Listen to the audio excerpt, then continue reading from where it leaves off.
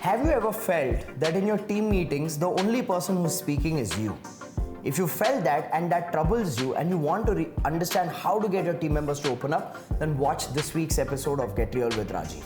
Also, if you've ever encountered this situation where you feel the business is growing, there's great opportunity for your team members, but they are quitting and taking up other jobs because they are not able to see the growth, then I want you to watch this week's episode of Get Real with Rajiv.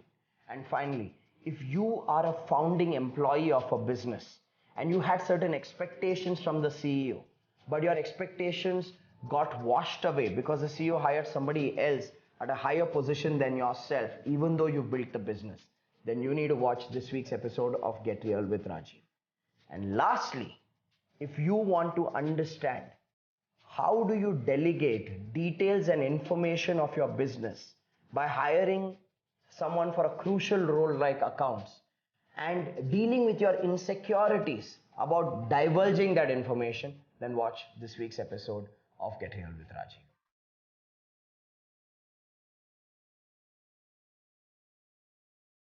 Hello everyone, welcome to episode number 80 of Get Real with Rajiv. Like every single week, I'm going to be answering 4 questions, and today Pawan's going to be the voice of your questions. So Pawan, what's the first question?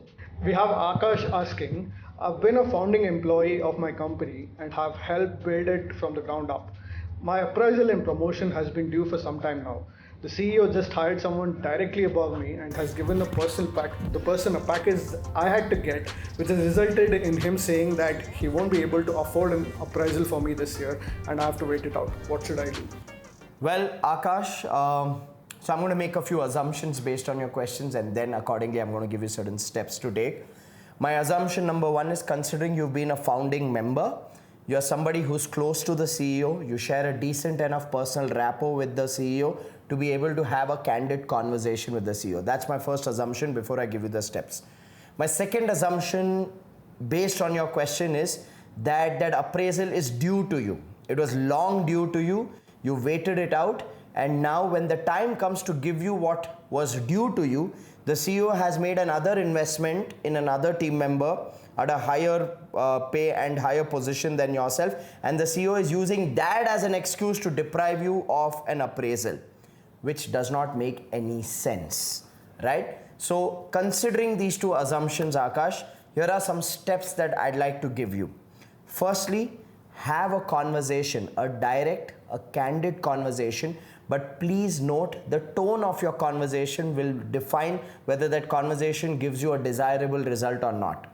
What do I mean by this? When you're having this conversation, have the conversation to clarify, not have the conversation to conflict. You know, sometimes when we are unhappy with the decisions that have been made around us, we build the conflict within our head, and when we go into that conversation, we attack, we blame, we complain to the other person, we pin them down, and we make them responsible for it. Even if you have valid points of views, remember this. When you go into a conversation with a tone of blame, the other person is only going to end up justifying and defending their decision, and it will become an emotional outburst where the objective will not be focused on. It will become a me versus you game, which you do not want to get into at this point of time, Akash. So go into the conversation with a tone of clarification, not with a tone of conflict. You have to be very conscious about that. That's your first step. Second, also realize and learn the bigger lesson, my friend, that lack of clarity leads to mismatch in expectations, and mismatch in expectations leads to conflicts. Now, this you need to make as a rule in your career, whether you are a team member or you're a business owner. If you're watching this video, any relationship in your business where there is lack of clarity, you're leaving it open-ended where people have their own expectations, and tomorrow when you make decisions, then if they don't match with the expectations of people, it leads to conflict.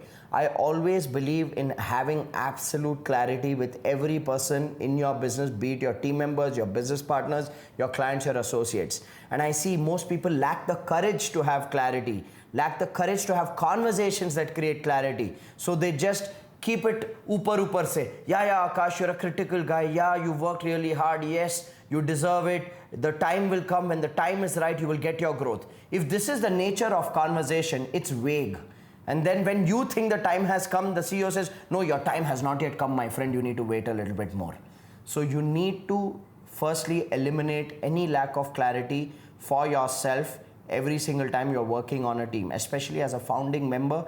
I know there are a lot of expectations you would have, but if the CEO is looking at you like just another employee, then you see there's a big mismatch in expectations. So first, have a conversation to clarify, to create clarity, not for conflict.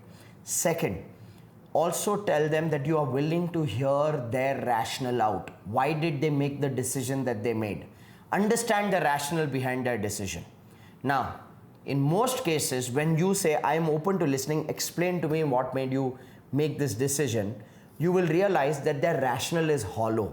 Probably the CEO may not have a strong rationale at all. Probably his thought process may be, it's okay, Akash will understand. I'll hire this guy, I'll give him a better compensation than Akash, I'll put him right above Akash. It's so what if Akash has built a company from scratch, Akash will understand. If that's the rationale, then if you find there's no concrete reason, if you realize that that person who the CEO has hired above you does not come in with a specialization of a skill, does not really deserve to just get that step ahead while you have been building the company along with the CEO. If you feel the rationale is weak, then you can demand what you deserve. But if there's a genuine rationale which is strong and you realize that it's healthy for the business, whatever is happening, then here's what you need to do. You need to dissociate the decision of hiring somebody else from the decision of depriving you of the appraisal. It does not make any sense to me. Why would an organization not give an individual an appraisal that is long due for them just because they hired another person? These are two different tracks altogether. Okay, and you really need to challenge your CEO on that and request that person that, hey, I've put my heart and soul in this organization. If I feel dishonored in this journey where I feel there's no mutual respect and mutual benefit, then I will feel like I'm being used, and the kind of morale that I will carry to the workplace then will not be justified. In all honesty, Akash, I'm not a big fan of arm twisting either ways. I'm not a fan of business owners arm twisting their team members and emotionally blackmailing them to comply and not take a good pay or whatever they deserve. Neither am I a fan of a team member arm twisting a business owner saying, if you don't pay me this, I'll be demoralized and I will not work and I will look out for another job. I am not for this arm twisting, but I feel there has been somewhere in your situation a lack of expectation which has created this disappointment, and that disappointment has to be dealt with through a conversation. If it helps, get your CEO to watch this video and both of you walk into that conversation with the openness to acknowledge what has missed out from your side to the other person in that relationship and come up with a path that's a win-win for both of you. That would be my recommendation, Akash. Please have a candid conversation to clarify, not to conflict. With that, let's move to the second question for this week. So, Pawan, what's the second question? We have Shobha asking, many of my team members are quiet during meetings. How to make them to open up? How to create a feedback culture where everybody is open to giving feedback?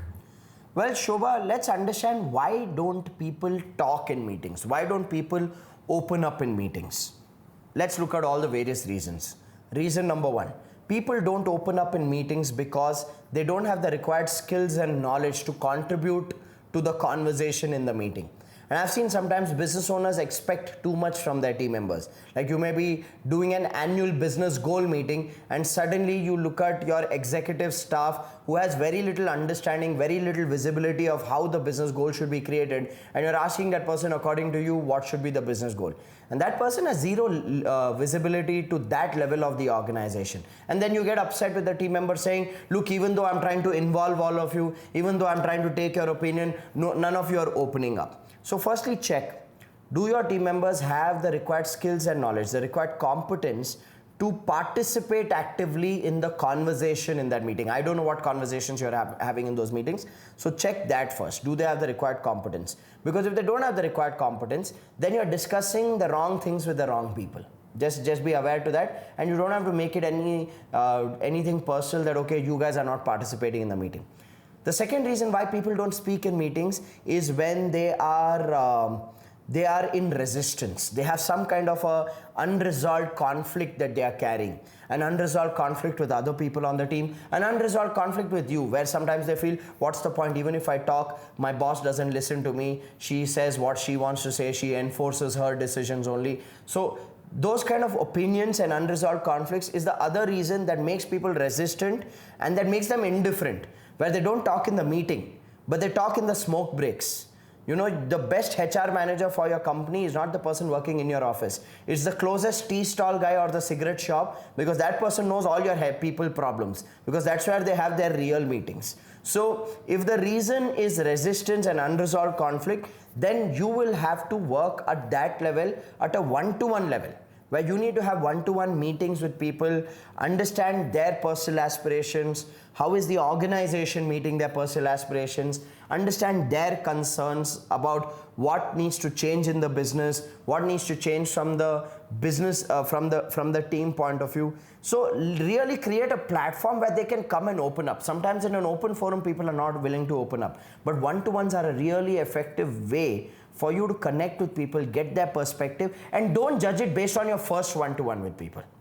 Please understand, if you're having a one-to-one session with your team member for the first time, they will come guarded. They'll have their own opinions. But if you make it a system, once a month, once in 45 days, you're sitting with people one-to-one, understanding how the journey is unfolding for them, understanding their input on the journey of the business, understanding what they see as challenges and lapses. When you create such platforms of communication, you see people start opening up. So it's a process, it's not a one-day event.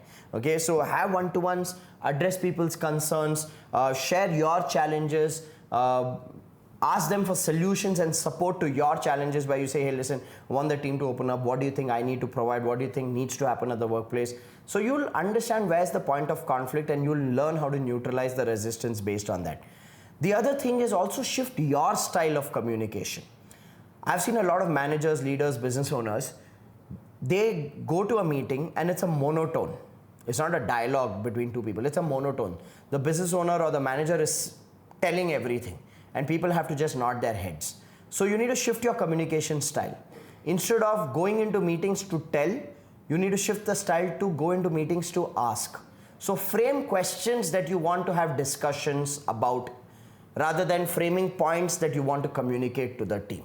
So when you shift your style from a tell to an ask, then you naturally open up conversations between a meeting, within a meeting. That's another step that you can do. Here's the last one. Do a dedicated feedback training for your team. Teach them what is feedback, because most people don't understand what is feedback. For most people, feedback has a negative connotation. It has a negative meaning. They look at, oh, feedback means I've done something wrong. Like, think about it. If you ever tell your team member, hey, let's sit at 4 p.m., I have some feedback for you. Through the day, till 4 p.m. happens, they're thinking, shit, what did I do wrong? What did I do wrong? What did I do wrong? So you need to first change the understanding of the word feedback at the workplace.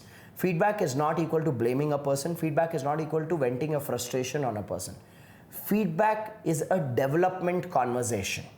And in a feedback conversation, you need to structure the feedback in a balanced manner, which means you need to tell people what have they done well, what have they not done well, and what do they need to do differently. And this third part, what do you need to do differently, needs to be specific.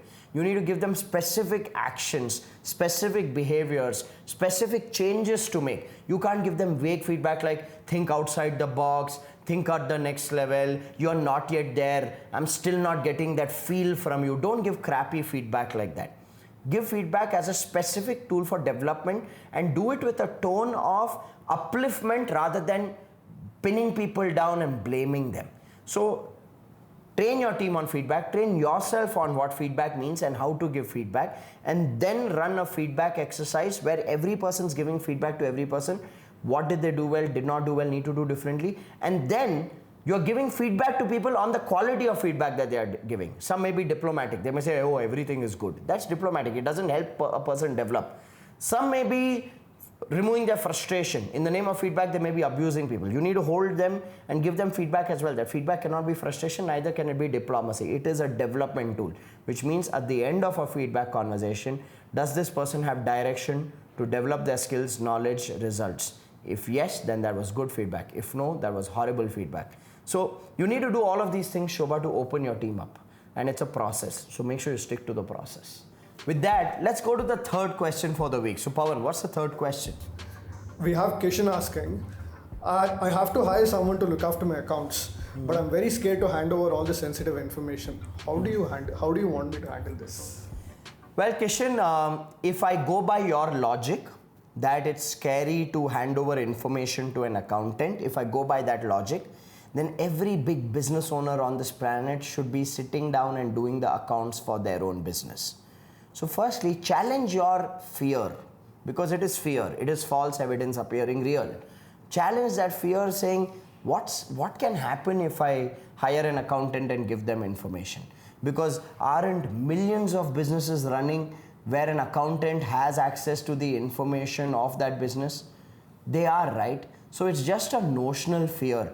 This is some kind of an insecurity that you've developed over a period of time where you feel, oh my God, I cannot divulge the data of my business to an accountant because if I do, then this will happen, that will happen. That melodrama in your head needs to end, my friend, because that melodrama is absolutely stupid. I'm sorry to say this, but it's a stupid melodrama that you've held on to for many years just to hold all this information close to your chest and put that accounts ka parchi in your top pocket and maintain all the data over there. It's time to let go so that you let your account system to evolve and grow. Now, let's understand what are typical fears that people have when it comes to divulging information to their accountant. First fear, they will come to know how much money I make, Rajiv. Let me ask you a question. Are you cheating somebody and making that money? If you are, then you should be scared of this. You're not cheating somebody, right? You are making the money that you deserve. So then what's the problem?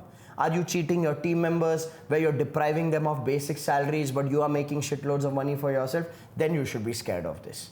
Okay, then you are a crook, nobody can help you, right? But if you are paying people proportionate to their contribution and you are taking money proportionate to your contribution as a business owner, and an entrepreneur deserves to pay themselves way more and way better than an employee because the entrepreneur has taken the risk of starting the business.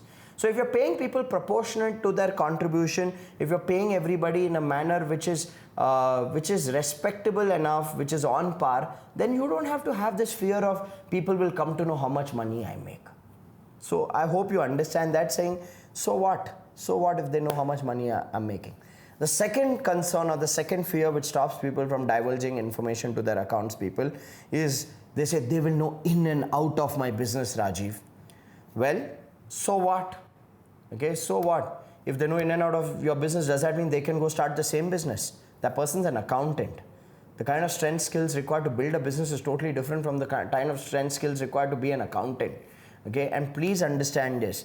What do you see happening if the person knows the information? Ask yourself, because you watched some melodramatic Hindi Bollywood movies like Bazigar multiple times where the manager overthrows the business owner and therefore you should not divulge information. Please get out of all these fears, Kishan, because that approach that you're using in running your business makes me fearful rather than the fear of delegating numbers to your accounts person. Let go to let grow, my friend. That's all I can say. I mean, it's too small an issue for you to lose your sleep over. Too small an issue. With that, let's go to the fourth and final question for this week. So, Pawan, what's the fourth and final question? We have Lakshmi asking, we are a fairly new organization established about 5 years ago. I've had too many people come and go as employees. The problem is they think the business is stagnant and they might not even get any growth. How do I make sure they understand that we are growing as an organization and they too are going to grow in their own roles?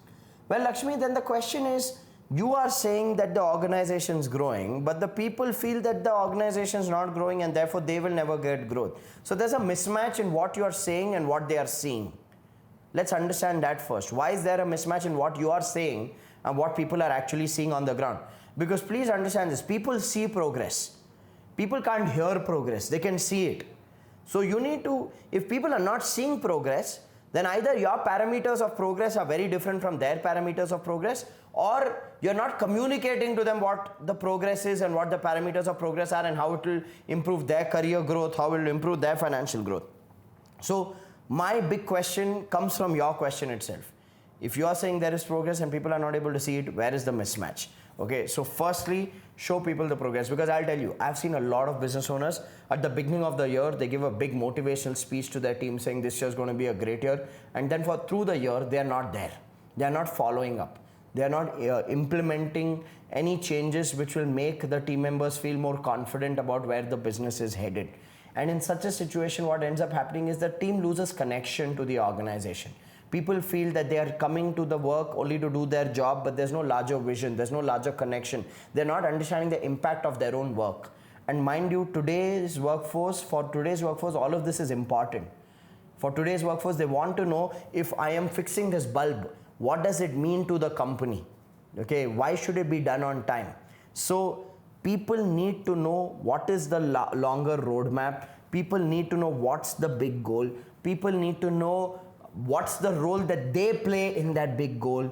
People need to know what is their pathway of career growth, financial growth. People need to know what are the next milestones for them to achieve, to move to the next level. If people do not have clarity of these things, then obviously they will feel that they are floating in an environment that is going nowhere, and therefore they need to quit. So Lakshmi, your job is to give clarity to people about the big goal, about their role in the big goal, about what's in it for them in the big goal, and what's their next milestone as well. So long term plus the immediate next step, both have to be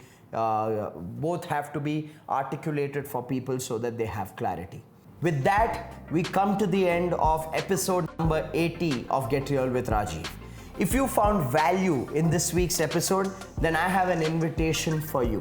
I'm doing a 4-hour training called the Business Breakthrough Seminar, where I teach business owners how to build a business which can grow without them. So make sure you use the link given and register yourself for this 4-hour training called the Business Breakthrough Seminar. And I promise you, those 4 hours will make you reflect, realize, and reshape the direction of your business forever. I look forward to seeing you at the Business Breakthrough Seminar.